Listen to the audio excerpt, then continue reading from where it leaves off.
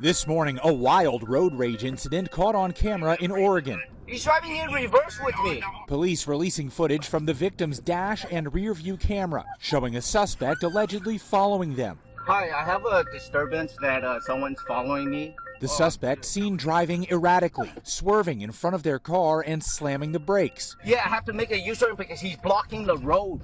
The victim's wife screaming from the passenger seat. Don't worry, I got this.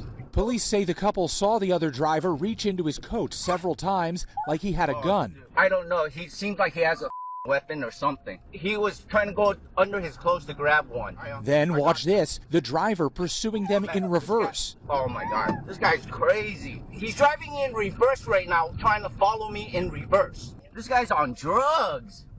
For sure. You can see him flying down the road backwards. Police say for over a mile. At one point, driving on the wrong side of the road. Oh my God, he's about to hit another car right now. The victim's driving straight to the police station. Authorities catching up to the suspect, 29-year-old Armin K. Hastings, shortly after and arresting him. You're under arrest, step out of the car.